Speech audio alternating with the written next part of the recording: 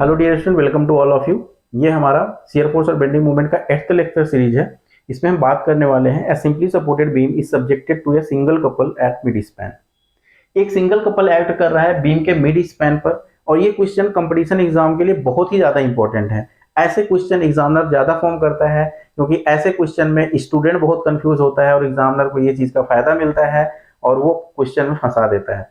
ठीक है, इस क्वेश्चन को भी हम सॉल्व करेंगे अपना जो पुराना कॉन्सेप्ट है, जैसे हम अभी तक सॉल्व करते आए हैं उसी कॉन्सेप्ट के हेल्प से।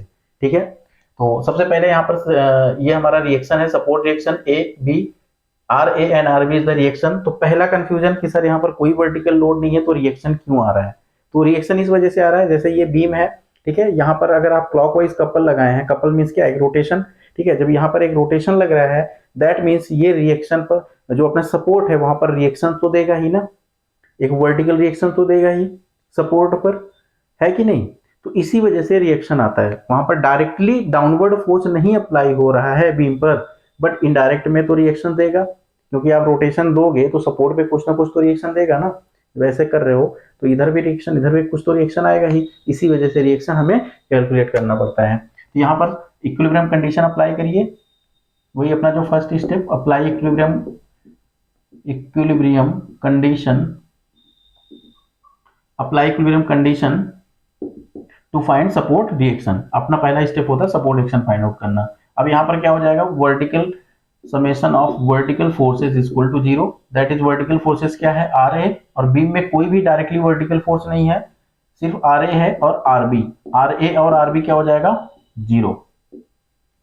यही बन गया अपना equation first, R A R B 0, कोई वर्टिकल मतलब फोर्स अप्लाई नहीं हो रहा है। अब हम क्या करेंगे, सेकंड इक्विलिब्रियम कंडीशन अप्लाई करेंगे, that is moment, summation of moment. A पे हम ले रहे हैं summation of moment, summation of moment about A is equal to 0।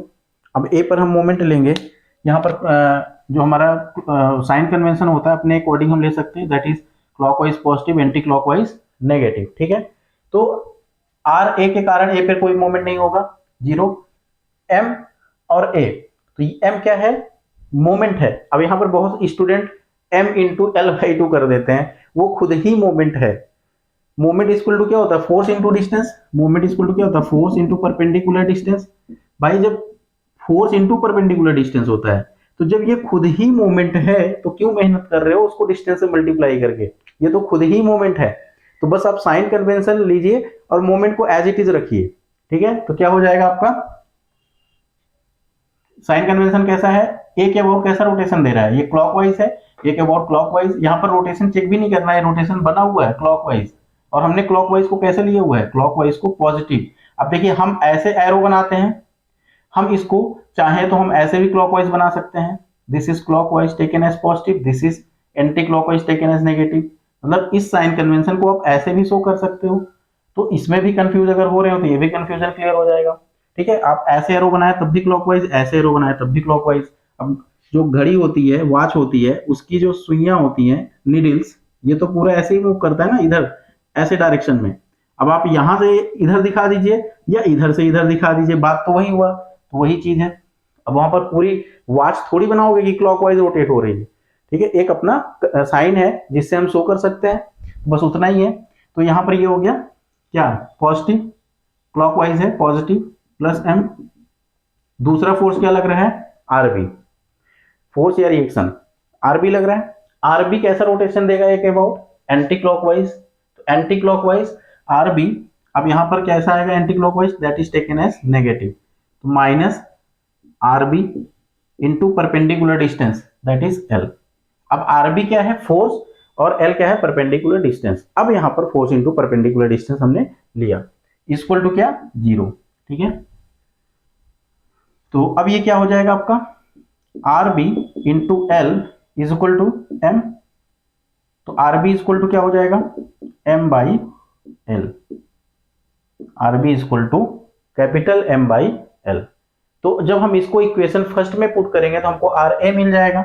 तो put in equation first and get R A equal to क्या हो जाएगा, आर बी उधर जाएगा तो माइनस हो जाएगा, that is minus R B. तो आर ए क्या हो जाएगा, this is minus M by L. अब देखिए आर ए की वैल्यू क्या आ रही है, नेगेटिव एम बाई एल, और आर बी की वैल्यू क्या आ रही है, positive M by L. Interesting है ना। और शियर फोर्स देखेंगे तो चेंज हो जाएगा। इंटरेस्टिंग है, इसीलिए कह रहे हैं कि एग्जामिनर यहाँ पर कंफ्यूजन क्रिएट करता है और आपको फंसाता है, लेकिन अब आप नहीं फंसोगे, ये गारंटी है हमारी। आर ए हो जाएगा -m/l और आर बी हो जाएगा m/l। ये डेटा हमने यहाँ पर नोट डाउन कर लिया। अब हम बात करते हैं शियर फोर्स की, ठीक है, और इसको इरेज कर दे रहे हैं। अब शियर फोर्स यहां पर कैलकुलेट करेंगे तो हमने बता रखा है कि हमेशा शियर फोर्स और बेंडिंग मोमेंट पोर्शन पहले देखिए कितने पोर्शन हो रहे हैं। एक तो अपना पोर्शन ये क्या है, ए बी है, suppose this portion is C, suppose this portion is C. तो एक एसी पोर्शन है और एक बीसी पोर्शन है, एसी बीसी। तो दोनों पोर्शन के अलग अलग हम कैलकुलेट करेंगे, तभी हमको सही आंसर मिलेगा। अब हम बात कर रहे हैं शियर फोर्स की, ठीक है। तो शियर फोर्स यहां पर लिख लो, फॉर पोर्शन कौन सा है, ए सी। तो पहले हम ए सी पोर्शन की बात करेंगे। तो क्या करेंगे, पहले cut a section X X at a distance X from A. तो यहाँ पर एक सेक्शन कट कर लीजिए, किस पोर्शन में, ए सी। सिर्फ और ए सी की बात करेंगे, सिर्फ और सिर्फ ए सी की। ये हो गया section cut, this distance is X, ठीक है। अब देखिए इसका साइन कन्वेंशन, शियर फोर्स का sign convention, this is taken as positive, this is taken as negative. ये शियर फोर्स का साइन कन्वेंशन हो गया। अब यहां पर सेक्शन के लेफ्ट में कंसीडर करेंगे, क्योंकि एसी पोर्शन हमने लिया है, तो एसी के राइट में तो बीसी पोर्शन है, तो राइट वाला करना नहीं है, लेफ्ट वाला कंसीडर कर लेते हैं। तो सेक्शन के लेफ्ट में कंसीडर करते हैं, तो shear force eight section X x, x x section पे लेफ्ट साइड में हम कंसीडर करेंगे फोर्स। अब सेक्शन एक्स के लेफ्ट में सिर्फ एक ही फोर्स है, दैट इज आर ए, और आर ए का मैग्नीट्यूड क्या है, -m/l।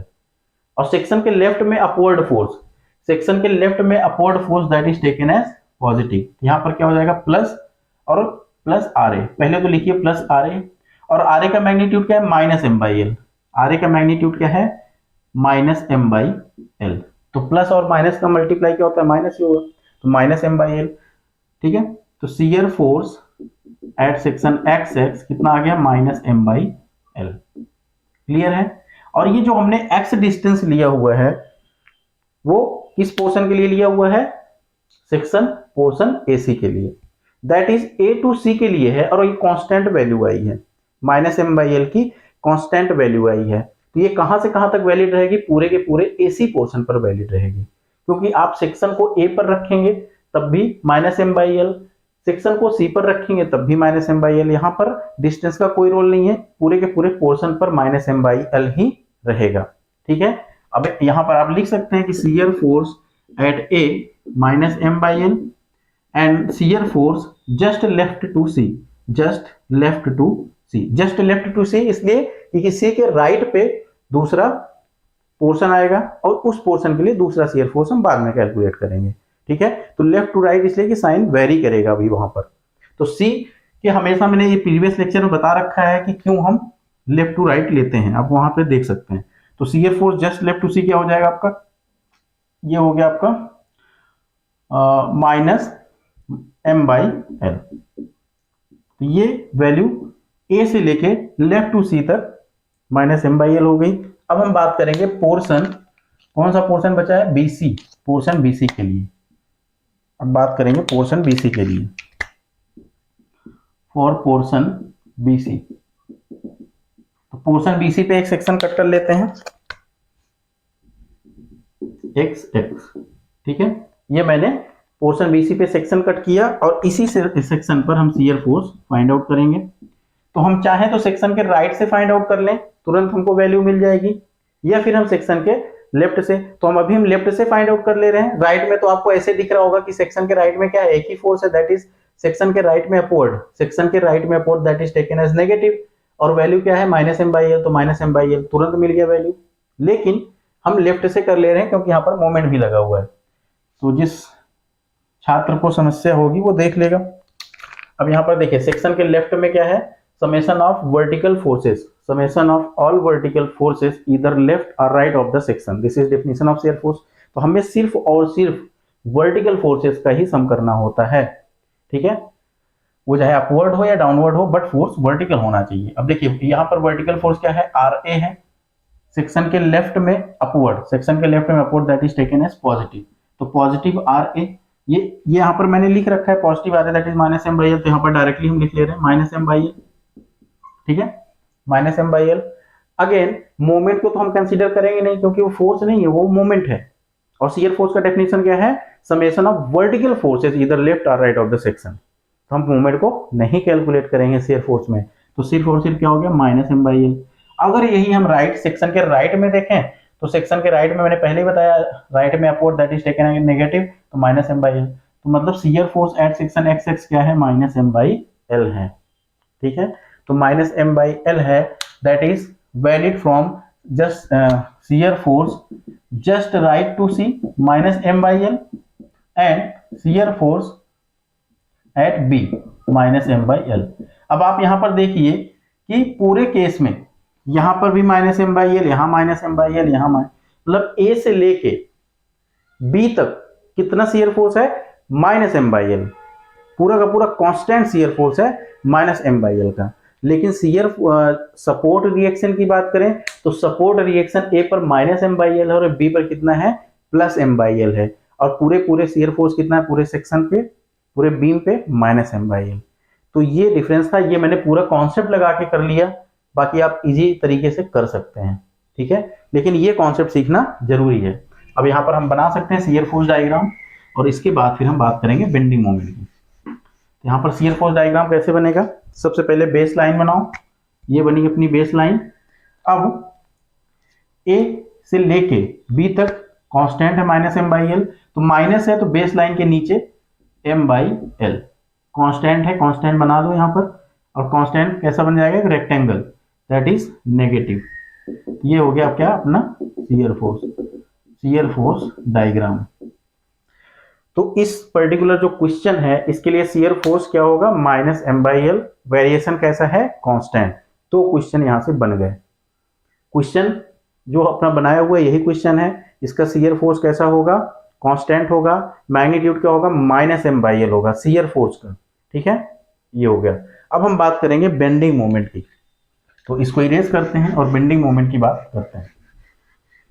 बेंडिंग मोमेंट वाला ज्यादा इंटरेस्टिंग है और उसमें बच्चे ज्यादा कंफ्यूज होते हैं बेंडिंग मोमेंट में, ठीक है।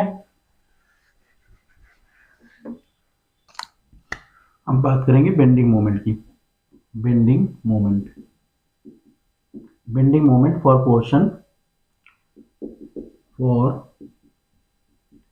पोर्शन ए सी, ठीक है, ए सी पोर्शन के लिए बात करेंगे।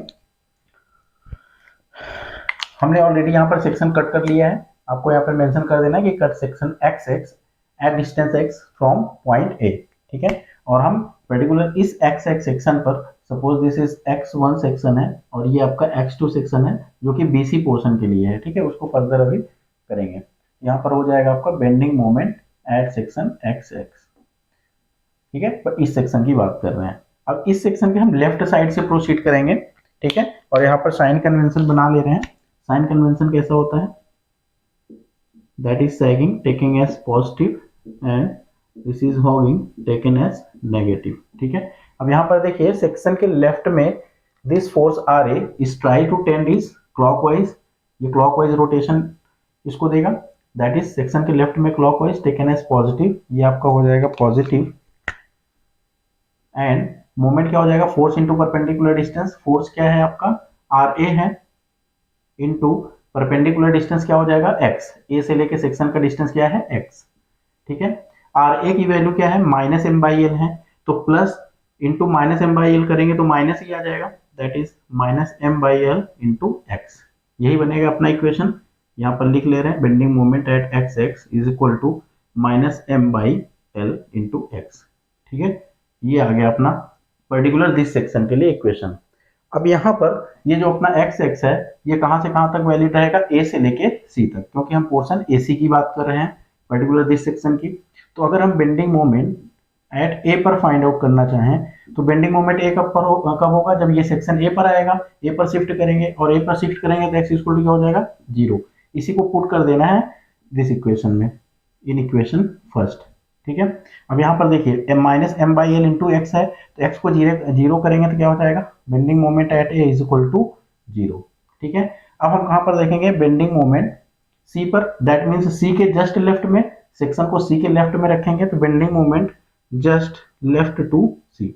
तो bending moment just left to C क्या हो जाएगा, इस सेक्शन को सी के लेफ्ट में लाएंगे, दैट इज जस्ट लेफ्ट मतलब थोड़ा सा पहले, तो ये डिस्टेंस कितनी हो जाएगी, that is L by two. ठीक है, तो x इक्वल टू कितना रखेंगे, l by two in equation first. तो इक्वेशन फर्स्ट में रखो x equal to L by two, यहाँ पर ये कितना हो जाएगा आपका, bending moment just left to C will be minus M by L into X के प्लेस पे एल बाई टू, एल से कैंसिल हो गया, कितना बचा, माइनस एम बाई टू। तो आप देख सकते हैं कि bending moment just left to C will be minus m by 2। ये दो वैल्यू a पे 0 और bending moment just left to C minus m by 2। Clear है। अब सिमिलरली हम bending moment for portion, bending moment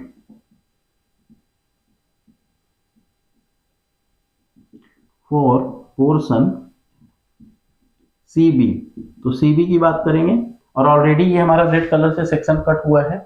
ठीक है, तो यहाँ पर क्या हो जाएगा, bending moment eight section XX, और ये XX2 यहाँ पर मेंशन किया है, XX2 कर दीजिए। अब यहाँ पर हम लेफ्ट भी ले सकते हैं और राइट भी ले सकते हैं, और लेफ्ट में लेंगे तो यहाँ पर हमको फोर्स और मोमेंट दोनों को कैलकुलेट करना है, और राइट में करेंगे तो सिर्फ ये फोर्स ही है। तो हम लेफ्ट साइड से करते हैं, राइट वाला इजी है, आपको पता है सेक्शन के राइट में ये फोर्स कैसा रिएक्शन देगा, ये force that is counter clockwise, और काउंटर क्लॉकवाइज सेक्शन के राइट में counter clockwise that is taken as positive. तो हमारा रिजल्ट क्या हो जाएगा, m बाई एल इंटू, यहाँ पर क्या है, ये डिस्टेंस हमने a से लिया हुआ है, that is this much distance is l minus x, तो क्या हो जाएगा m by L into L minus x. ठीक है, तो ये हो जाएगा, लेकिन अभी हम लेफ्ट से कर दे रहे हैं, राइट में आप खुद कर लीजिएगा।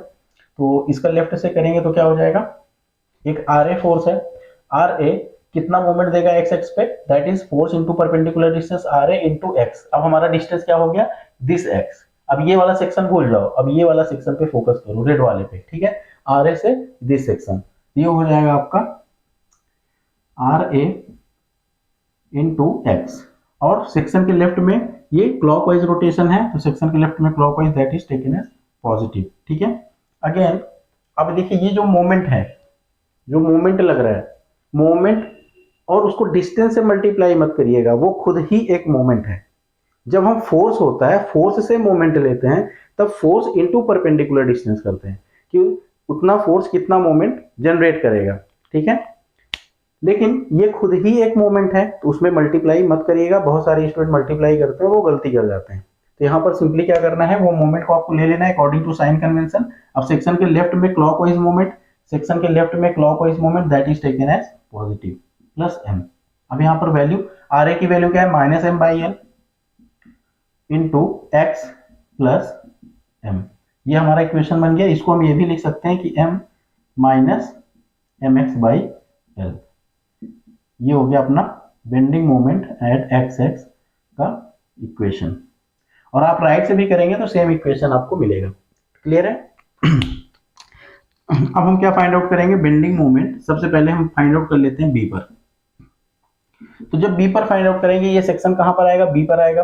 जब सेक्शन बी पर आएगा तो ये एक्स की क्या वैल्यू रखेंगे, हम एल रखेंगे, that is X is equal to L रखेंगे in equation, suppose this is equation 2, तो हम इक्वेशन 2 में क्या रखेंगे, X is equal to L. इसमें ये क्या हो जाएगा, bending moment at B is equal to M minus M by L into X के प्लेस पे क्या रखना है, एल। तो एल से एल कैंसिल हो गया, तो ये क्या हो गया, प्लस एम माइनस एन, तो ये भी कैंसिल हो जाएगा, इक्वल टू क्या बचा, 0।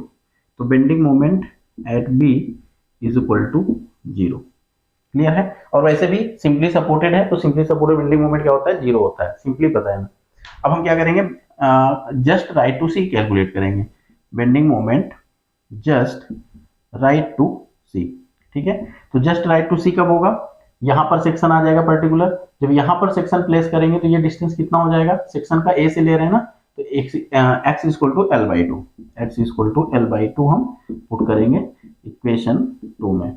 तो पुट कर दो, यहाँ पर कितनी वैल्यू हो जाएगी, ये हो जाएगा आपका bending moment just right to C will be m minus m by L into X के प्लेस पे l बाई टू, तो l से l कैंसिल हो गया, तो ये हो गया आपका m minus m by two. तो जब m में से m माइनस टू माइनस करेंगे कितना आ जाएगा m बाई टू।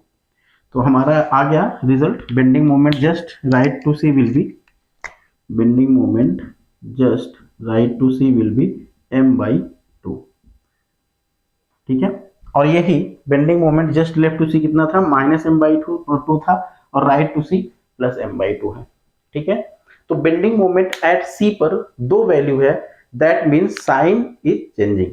अपना जो उसका कर्व है, कर्व का साइन क्या हो रहा है, चेंज कर रहा है। अच्छा, कर्व किस शेप का बनेगा, कौन सा शेप लेगा कर्व, आप ये इक्वेशन देखिए, ये इक्वेशन कैसा है, m minus M X by L या फिर minus M by L into X, तो क्या है, लीनियर इक्वेशन है, x टू पावर 1 है, दैट मीन्स हमारा जो कर्व होगा कैसा होगा, लीनियर होगा।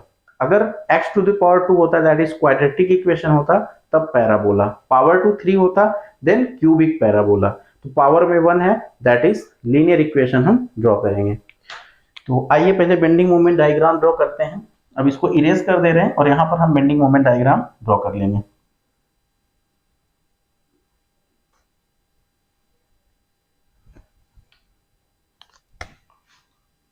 ये हमने बेस लाइन ड्रॉ कर ली।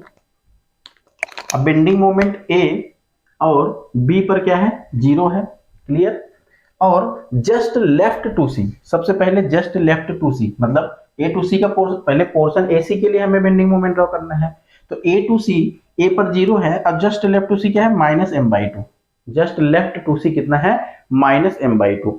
अब वेरिएशन क्या होगा, लीनियर वेरिएशन होगा, तो लीनियर वेरिएशन कैसा होगा, इस प्रकार से, और ये वैल्यू हमको कितनी मिल गई, m by two negative, minus m by two, clear है। अब आते हैं पोर्शन BC के लिए, पोर्शन BC पर B पर बेंडिंग मोमेंट 0 है, अब bending moment just right to C कितना है, plus m by two, that means plus m by two, ऊपर आ जाओ, m बाई टू, और यहां पर 0 है, तो ये ऐसा हो जाएगा, क्लियर, तो ये हो गया आपका पॉजिटिव। ये हमारा क्या है, बेंडिंग मोमेंट डायग्राम। और इसका जो शियर फोर्स डायग्राम था वो क्या था, कांस्टेंट था। शियर फोर्स डायग्राम आपका ये बेस लाइन था हमारा, और इसका मैग्नीट्यूड क्या था, m बाई टू नेगेटिव। ठीक है, तो ये हो गया इसका शियर फोर्स डायग्राम, और ये है इसका बेंडिंग मोमेंट डायग्राम। आप देख सकते हैं कि यहाँ पर क्या है, शियर फोर्स कांस्टेंट है जिसका magnitude minus M by two है, और बेंडिंग मोमेंट कैसा है, साइन चेंज कर रहा है कहां पर, सी पर। तो इससे कंक्लूजन क्या निकलेगा, किस टाइप के क्वेश्चंस एग्जाम में पूछे जाएंगे, वो यहाँ पर इंपॉर्टेंट है। तो यहाँ पर आप सबसे बड़ा इंपॉर्टेंट बात ये है कि आपका बेंडिंग मोमेंट साइन चेंज कर रहा है, दैट मीन्स इस पॉइंट को हम क्या कहेंगे, पॉइंट ऑफ इन्फ्लेक्शन या कॉन्ट्राफ्लेक्चर, या तो पॉइंट ऑफ कॉन्ट्राफ्लेक्चर बोलेंगे या तो पॉइंट ऑफ इन्फ्लेक्शन बोलेंगे। ठीक है, तो मतलब जहां पर कपल लग रहा है, सेम उसी पॉइंट पर क्या कर रहा है, बेंडिंग मोमेंट साइन चेंज कर रहा है। अगर यही बेंडिंग मोमेंट मिड पॉइंट पे लगा है, सपोज ये मिड पॉइंट के अलावा दूसरे जगह पर लगे, ठीक है, सी के अलावा यहां पर लग सकता है या कहीं पर भी, पूरे स्पेन में कहीं भी बेंडिंग मोमेंट लगे, मतलब सॉरी कपल लगेगा, उस पॉइंट पर बेंडिंग मोमेंट क्या करेगा, साइन चेंज करेगा। अगर हम पहला लेक्चर जो बनाए थे शियर फोर्स बेंडिंग मोमेंट का, वहां पर आपको एक रूल बताए थे कि जहां भी कपल देखा वहीं बेंडिंग मोमेंट में क्या आता है, उछाल आता है। कपल देख के बेंडिंग मोमेंट उछलता है, साइन चेंज करता है। ठीक है, ये मैंने बताया था। और सेम आप देख सकते हैं किसी भी क्वेश्चन में, देखिए जहां भी कपल एक्ट करेगा बीम में किसी भी पोर्शन पर, जरूरी नहीं कि मिड स्पैन में, कहीं पर भी हो, आपका जो बेंडिंग मोमेंट डायग्राम होगा उसमें आपका जो उसका साइन है that will change at that point, और सेम कपल के जस्ट नीचे ही चेंज करेगा। यहाँ पर कपल है, यहीं पर साइन चेंज कर रहा है। ठीक है, ये बहुत ही इंपॉर्टेंट पॉइंट है, आप इसको एग्जाम में देखेंगे, कई बार क्वेश्चन पूछा गया है। अच्छा, यहाँ पर मैक्सिमम बेंडिंग मोमेंट की वैल्यू क्या है, दैट इज m/2, और शियर फोर्स क्या है, दैट इज -m/2। तो ये सारे इसके पूरा डेटा हैं। और जो शियर फोर्स बेंडिंग मोमेंट का जो हमारा क्वेश्चन अपलोड हुआ है, जिसमें हमने एमसीक्यू, बहुत सारे एमसीक्यू क्वेश्चन प्रैक्टिस किए हुए हैं, आप उसको देख सकते हैं, डिस्क्रिप्शन में भी लिंक है। तो ये complete shear force bending moment का अभी तक सिंपली सपोर्टेड केस में हमने स्टैंडर्ड केस देख लिया। अब हम बात करेंगे नेक्स्ट वीडियो में ओवर हैंगिंग बीम की। फिर ओवर हैंगिंग बीम हमारा कंप्लीट हो जाएगा, फिर हम कंबाइंड लोडिंग देखेंगे। तो कंबाइंड लोडिंग जब हमारा ओवर हैंगिंग बीम वाला केस कंप्लीट हो जाएगा, तो सिंपली सपोर्टेड के जो स्टैंडर्ड केस थे वो हमने देख लिए। नेक्स्ट वीडियो में ओवर हैंगिंग बीम। ठीक है, तो इस वीडियो में यहीं तक। Thank you for watching.